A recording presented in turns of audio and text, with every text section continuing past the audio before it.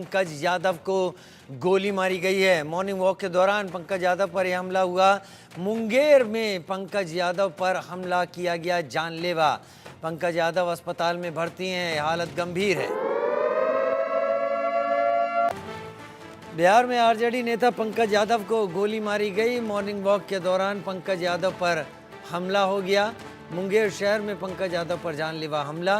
पंकज यादव अस्पताल में भर्ती किए गए, हालत गंभीर। बाइक सवार बदमाशों ने ये फायरिंग की है।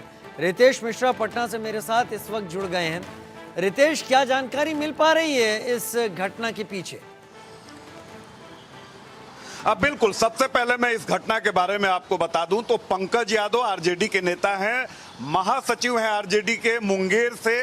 वो सुबह सुबह मॉर्निंग वॉक के लिए निकले थे। रोजाना वो मॉर्निंग वॉक पर निकलते हैं और उसी दरमियान जब अपने घर वो वापस जा रहे थे तो एक बाइक पर दो अपराधी आए और उन पर ताबड़तोड़ फायरिंग कर दी। 3 गोलियां पंकज यादव को लगी हैं। फौरन जो स्थानीय लोग उनके साथ टहल रहे थे उन्होंने उन्हें अस्पताल पहुंचाया। उनकी स्थिति गंभीर बनी हुई है, डॉक्टरों के देखरेख में है और उन्हें अभी आईसीयू में भर्ती कराया गया है। लेकिन आप सोचिए कि बिहार में लॉ एंड ऑर्डर अब इतना खराब हो चुका है कि कोई सुरक्षित नहीं है। भले ही बिहार सरकार सुशासन का दावा करती है, लेकिन सुशासन सिर्फ नेताओं के बयानबाजी में है, सुशासन सिर्फ पुलिस के रिकॉर्ड में है। धरातल पर कहीं भी कोई सुरक्षित नहीं है, क्योंकि लगातार इस तरह से आपराधिक वारदातें हो रही हैं, चाहे वो आम आदमी हो चाहे वो खास आदमी हो। बिहार में जो हालात अभी चल रहे हैं वहां पर कोई अपने आप को सुरक्षित महसूस नहीं कर रहा है। ऐसा नहीं है कि ये विपक्षी पार्टी के नेता हैं, उन पर अपराधियों ने ताबड़तोड़ फायरिंग कर दी। कई बार जेडीयू के नेताओं पर भी फायरिंग होती है, उनकी हत्या तक हो जाती है। बीजेपी नेता, पटना में एक बीजेपी के कद्दावर नेता थे, 1 महीना पहले पटना सिटी में उनकी गोली मारकर हत्या कर दी गई।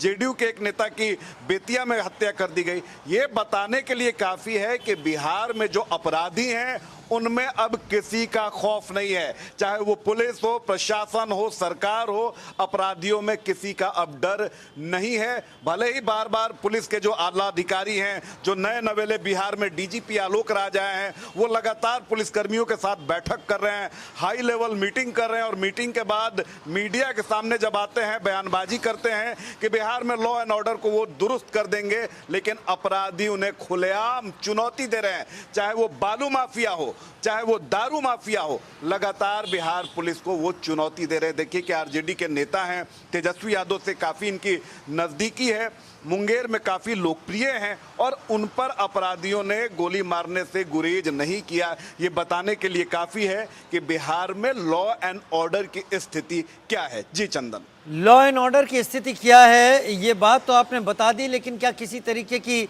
सीसीटीवी फुटेज या और कोई उनका ट्रेल कुछ पुलिस को अब तक मिल पाया?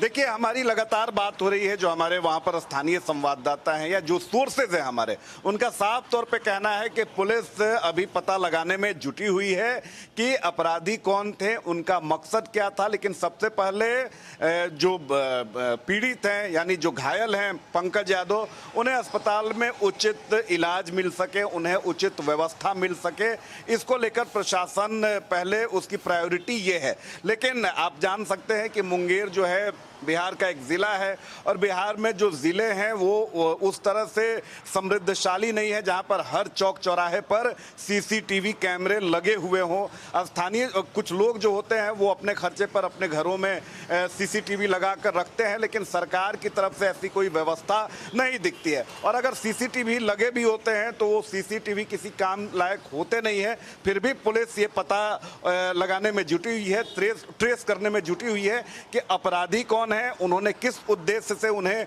गोली मारी। लेकिन सबसे बड़ा सवाल है, चलिए घटना के बारे में आप पता लगा लेंगे कि घटना की वजह क्या है, क्यों इस वारदात को अपराधियों ने अंजाम दिया।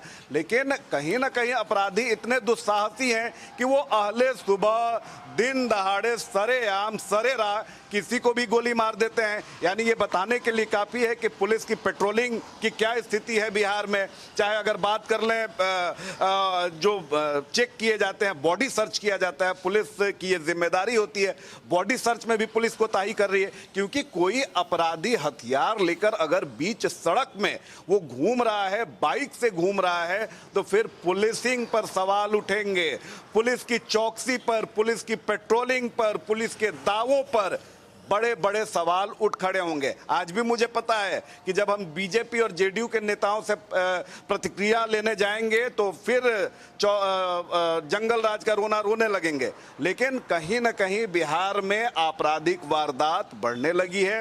ये देखिए, मैं जहां से अभी आपको ये खबर दिखा रहा हूं, ये सबसे पॉश इलाका है, पटना का सबसे वीआईपी इलाका है, और यहाँ पर सभी मंत्री, विधायक, एमएलसी रहते हैं, और एमएलसी जो है उनके परिवार के लोगों के साथ लूटपाट की घटना हो जाती है, उनके यहाँ चोरी हो जाती है। तो ये राजधानी पटना की स्थिति है। तो मुंगेर और बाकी जिलों की क्या कहें, उनका भगवान ही मालिक है। जी क्या पुलिस ने जिन्होंने हमला किया उनको लेकर किसी तरीके की इलाके में एरिया को बैरिकेड किया या पता लगाने की कोशिश की? ये निजी आपसी रंजिश का मामला लगता है या फिर ये और कोई चीज़ है? क्योंकि कई बार पैसों के लेन देन को लेकर भी इस तरह के हमले होते दिखाई पड़े हैं, या आपसी रंजिश हो तो इस तरीके के हमले। वजह पता चल पाई है क्या? परिवार वालों से तो संपर्क साधा होगा पुलिस ने। देखिए, सबसे बड़ी बात है कि परिवार वाले अभी उहापोह की स्थिति में हैं। आप सोचिए कि किसी के घर का कोई सदस्य सुबह सुबह अगर टहलने जाता है तो लोग ये आश्वस्त रहते हैं कि चलिए वो स्वास्थ्य लाभ लेने गया है, लेकिन परिवार को जैसे ही पता चलेगा कि कोई व्यक्ति स्वास्थ्य लाभ लेने गया है, अपने आप को हेल्दी, चुस्त दुरुस्त रखने के लिए वो मॉर्निंग वॉक करने जाता है, और अब अगर उस पर गोली चल जाती है तो परिवार की क्या स्थिति होगी, ये सहज कल्पना किया जा सकता है। परिवार के लोगों को सूचना मिली, आनंद फानन में वो अस्पताल पहुंचे हुए हैं, और उनकी भी प्रायोरिटी यही है कि सबसे पहले उनके परिजन यानी पंकज यादव जी को उचित इलाज मिले, सबसे पहले वो खतरे से बाहर आए, क्योंकि डॉक्टरों का कहना है कि वो खतरे वाली स्थिति में है। तो खतरे से बाहर आए, उन्हें समुचित इलाज मिले, उसके बाद सारे लोग इस बात में लगेंगे कि आखिर ये गोली क्यों मारी गई, इसके पीछे की वजह क्या है, इसके पीछे कौन है, किसने साजिश रची, साजिश उसने क्यों रची। इन तमाम बातों पर सभी लोगों का फोकस है। लेकिन अभी सबसे ज्यादा अगर प्रायोरिटी की बात है तो वो पंकज यादव कैसे स्वस्थ हों, उन्हें कैसे समुचित इलाज मिले, वो खतरे से बाहर कैसे आए, इस पर सभी लोगों की प्राथमिकता है, और यही लेकर ये सारी चीजें हो रही हैं। दूसरी तरफ अगर पुलिस की बात करें तो पुलिस अलर्ट पर आ चुकी है। जो सीमावर्ती इलाके हैं मुंगेर से सटे हुए, वहां पर अलर्ट जारी कर दिया गया है, और सभी वाहनों की सघन जांच की जा रही है ताकि जो अपराधी भागे हैं उनके बारे में कोई जानकारी मिल सके। जो जानकारी मिल रही है, एक बाइक थी, बाइक पर 2 अपराधी सवार थे, और उन्होंने ताबड़तोड़ फायरिंग की। 3 गोली पंकज यादव को लगी है। अमूमन ऐसी घटनाओं में चंदन ये होता है कि जब किसी को गोली मारना होता है या जब किसी की हत्या करनी होती है, तो बिहार में इन दिनों अपराधियों ने एक नया ट्रेंड शुरू किया है। वो पुरानी गाड़ियों को खरीदते हैं या किसी की गाड़ी को छीन लेते हैं, लूट लेते हैं, चुरा लेते हैं, और उन्हीं गाड़ियों से वारदातों को अंजाम देते हैं, या फिर नंबर प्लेट वो ढक देते हैं या नंबर प्लेट गलत लगा देते हैं, हेलमेट लगाकर चलते हैं ताकि उनकी शिनाख्त ना हो, उनकी निशानदेही ना हो। और यही कारण है कि बिहार में अपराध की जो घटनाएं हैं, क्योंकि देखिए वाहनों की चोरी होती है, पुलिस ढूल-मूल रवैया अख्तियार करती है, जो जिनकी गाड़ी चोरी होती है वो थाना जाते जाते थक जाता है, उसके गाड़ी के बारे में कोई जानकारी नहीं मिलती है, और ये इसी का फायदा जो है वो अपराधी उठाते हैं और ऐसी घटनाओं को अंजाम देते हैं। जी, ऐसी घटनाओं को अंजाम देते हैं, इसी का फायदा अपराधी उठाते हैं। पुरानी गाड़ियां ले लेते हैं, गाड़ियों का नंबर रजिस्ट्रेशन चेंज नहीं कराते हैं, उससे पहले ही वारदात को अंजाम दे देते हैं। उम्मीद है कि देर शाम तक पुलिस इस बारे में कुछ ना कुछ तो बयान सामने रखेगी, आखिर ये वजहें क्या है, हालात इस तरीके से क्यों खराब होते जा रहे हैं। बहुत शुक्रिया रितेश हमारे साथ जुड़ने के लिए आपका।